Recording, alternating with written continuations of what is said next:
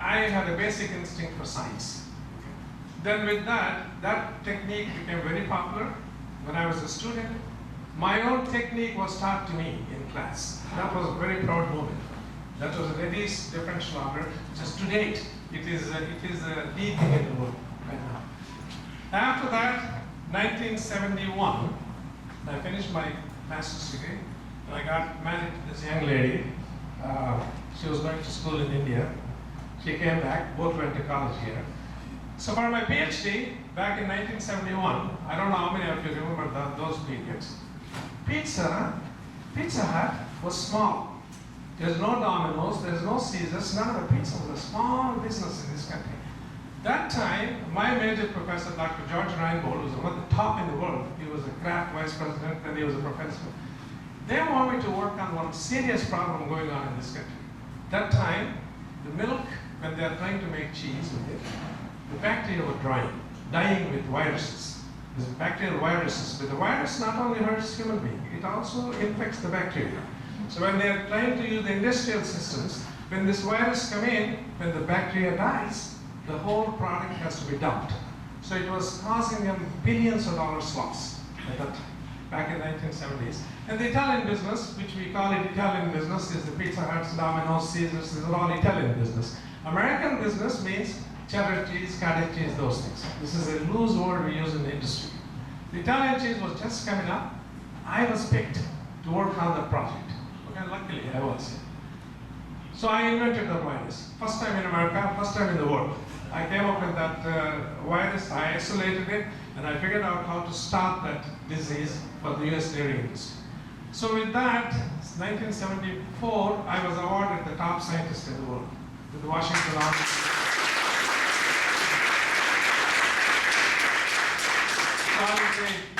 So the French went on a battle with us.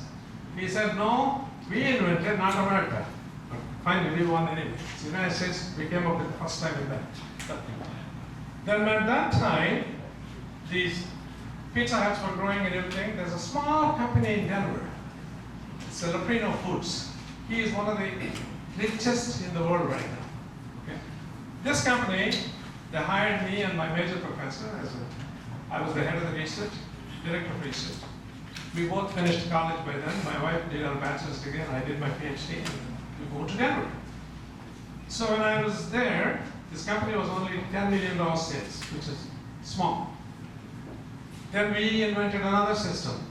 It is to expand the cheese with a limited amount of milk. Okay? This is, I don't want to take into technical things. So that happened, what has happened in that particular period, somebody was asking me yesterday, what do I do? If I want to be an entrepreneur, what do I do? I'll tell you a classical example here. It's a small company. This man just finished high school, but they had this small company. He hired 2 PhDs. Okay, myself and Dr. Reinbold were talking in this field. So we invented a system. Today, he supplies the entire world.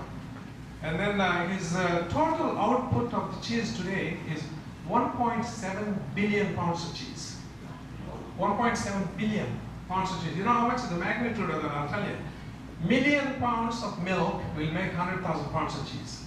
Some of their factories today in America, just to give you a magnitude, because you don't see these, because you only see in grocery stores, you don't know what is genesis behind this. If you go into aircraft, you look down there in the US, you see tons and tons and tons of farms. Every farm has a lot of cows. Every cow is producing milk. That milk will be transported to the nearest factories, and that milk has to be processed by the end of the day. First drop of the milk goes to the grocery store. People have to drink. First preference is refrigerated. The second preference is the dairy product. You can make cheese, or yogurt, or buttermilk, whatever it is. They manufacture every day. And the surplus of that, and then go to the school lunches. School lunch programs, they move the milk to that. The last one left over is dried as a milk powder. Milk powder is dried, and that is kept for the United States, and they give it to other countries and everything. That is the last preference. So the magnitude of the business right now is each factory in this country, believe me or not, Some of the factories are processing 10 million pounds of milk a day. In 24 hours, each factory puts out million pounds of cheese. In 24 hours. And that cheese is dragged out, goes to Pizza Huts, Domino's, Caesars, you name it, you got it. All the pizzerias in the country. This movement has to go on every day, every day. But if you can imagine, if there's a stagnation in the manufacturing, if there's a problem in it, you have a serious problem. Okay? We cannot stop this momentum. Okay? So that is where, the reason I gave you the little background, that way you appreciate what goes on behind these grocery stores. So my involvement at that time, back in 1974, I was there as the head of the research. I moved up as a head of the operations. 1981, is it 81? Yeah, we started a company. The reason I did that, here is an entrepreneurship. I was getting sick and tired. Same thing. Go to California, go to New York, go here, go there, go to Europe, come back. Airplane to airplane, okay? So we were building the plants, and I was doing all of that. Then one day I examined myself. What am I going to do the rest of my life? I was 32 years old. And then I was well known. I was making reasonable amount of money. Yeah, it's a job, right? So I thought, I got an idea. This is where the entrepreneurship comes in. I got an idea. Why not there are small people out there too. It's not only these big monsters, the little people out there. They can't afford research. So why not I supply research to them and then also I'll make 3 little business, right? This is what the idea was. Bingo, we jumped in. That's what's called AdFac Labs, American Dairy and Food Consulting Labs. That is what we started back in 1982. My wife was with me at that time too. She made the brochures and everything, when this company was formed. This American, when once I started it, very interesting thing happened. 6 months later, not even 6 months, 3 months later, these big conglomerates called me. They said, we don't want you to do that. Yeah? Whatever you need, we'll give you. You be a partner with us, and I became a partner with Dairy Farmers of America.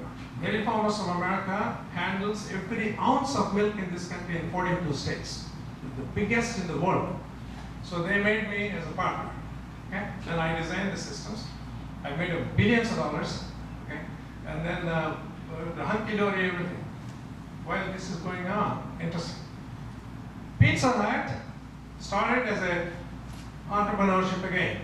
One college student was going to school in Wichita, Kansas, back in 1955. He did not have any money. To put him through school, he was making pizza. He just came up with an idea to make this Italian type of dish.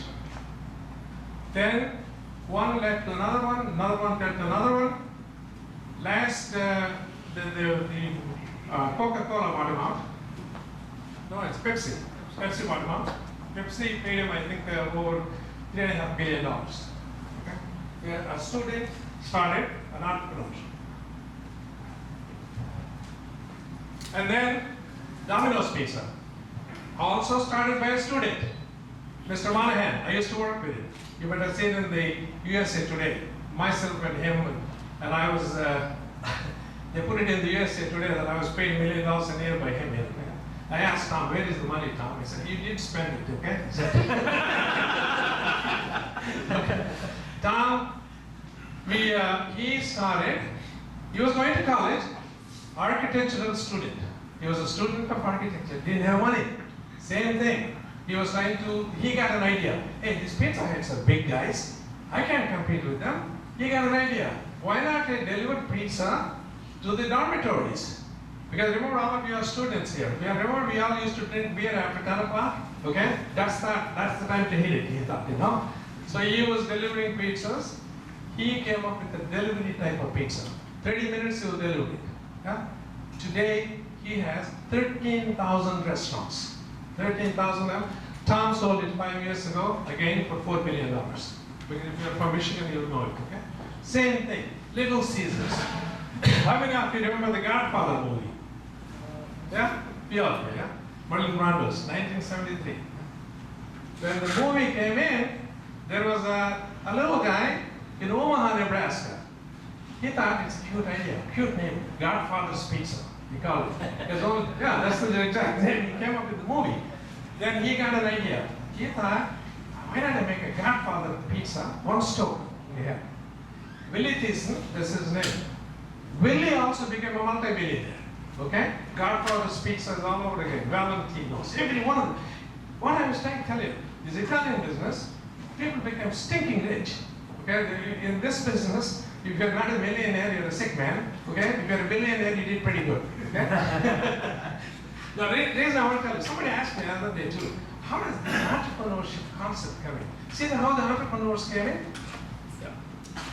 See how the entrepreneur comes. See how the little idea, this is what Kurumstein was always wanting me to tell you, sir, you were telling to your objectives.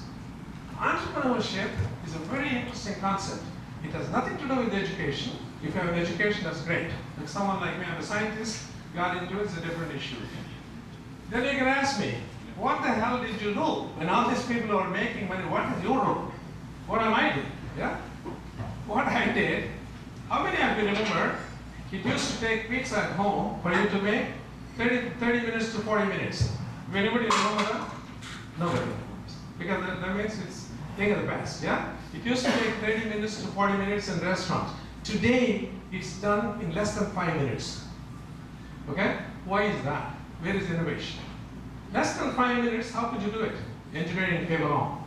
Radiant ovens, microwave ovens, and all this, right? As a technologist, we designed the system. Using the microorganism, cheese should not burn, pizza should not burn, even at 800 degrees Fahrenheit, because it's done with biotechnology. That's what our company does. Okay?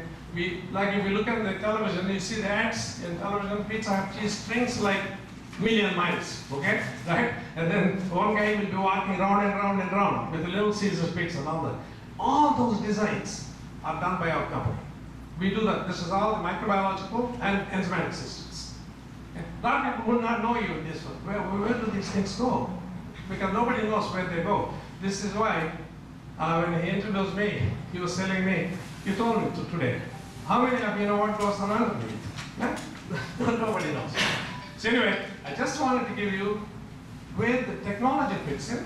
There's a technology entrepreneur, there's a business entrepreneur, there's an entrepreneur in anything. Okay? Entrepreneurship is a state of mind. That's what I wanted to impress upon you. Okay? It could be anything. Is there any age limit for the entrepreneur? No. Heck no. Right? I'm glad you said that. There's no age limit for the entrepreneur. Entrepreneur can come up with an idea and can go into the business. Could any of the young ones jump into entrepreneurial business? Yes or no?